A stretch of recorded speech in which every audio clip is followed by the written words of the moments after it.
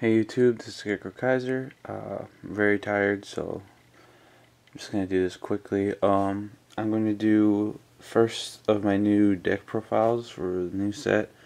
I didn't actually think I was gonna end up making this deck, but I picked it up pretty easily from what I pulled. So started.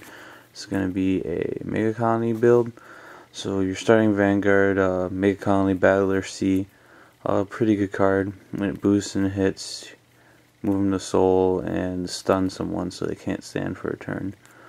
It can be very useful late game when you time it well with other cards that stun your opponent, and basically your opponent can't do anything. Triggers, we got the 4 draw, 4 crit, 4 stand, 4 heal. There's not much option since we can't play 8 crit. Grade 1s, we got 4 perfect guards, got 4 battlers B. This is a very good card. If you boost and the attack hits, you can counterblast 1 and stun a card.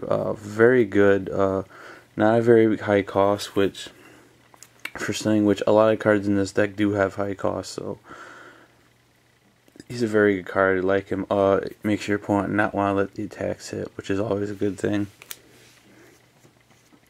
Then we got 2 Stealth Millipede. Basically, it's always a 10k booster. It goes off when your opponent has all their units at rest, which is pretty much all the time. So it's a very good card. You team it with your Vanguard and hit big pretty easily. And last, we got 4 Machining Hornet.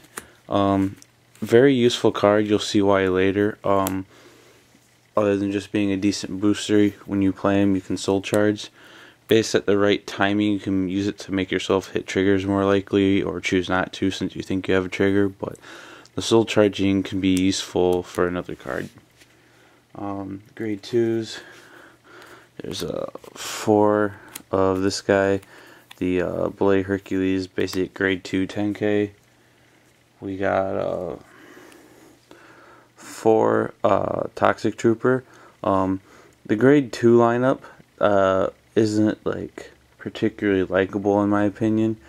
But amongst the options, I really like this card over the other ones. The other ones, like the Ladybug, they're good cards, but they have a high cost, and the deck has to pay high cost for other stuff anyway, as you'll see later. So I choose to run this, and this guy can be pretty useful since sometimes you want to stun an opponent's grade 2, but usually if you do that, they're going to use an intercept, so you can use this guy to prevent them from doing that. And this guy can actually win you games by preventing your opponent from intercepting. And last, we got 3-Tailed Joe. Very good card, pretty much always an 11k attacker, as long as your opponent's tapped out, which is almost always. For grade 3s, we have 4 of the Limit Breaker, Martial Arts Mutant Master Beetle. Very good card, high cost, but very good effect to make up for it, where it stuns 2 cards at once. Doesn't even need to hit. It's 11k.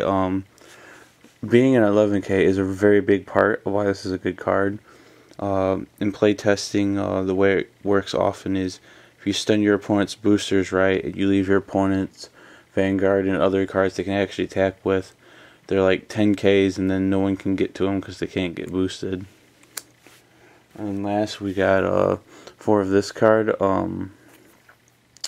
Master Fraud. Very good card. It's good as a Vanguard or a rear guard. If it's a Vanguard, it gets +3 when boosted, so it easily hits high numbers. And as a rear guard or Vanguard, if he attacks, it doesn't have to be the Vanguard, and it hits, you can Soul Blast 3 and draw, which is very useful as a rear guard. And if you can't get to your martial arts master, you can ride this guy, which, as I said, he'll get the boost, so he makes big numbers easily, and he can get you a free card when you draw.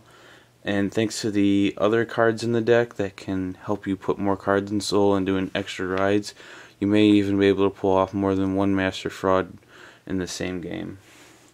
So that's it for this being my initial build 1.0 for Megacoloney.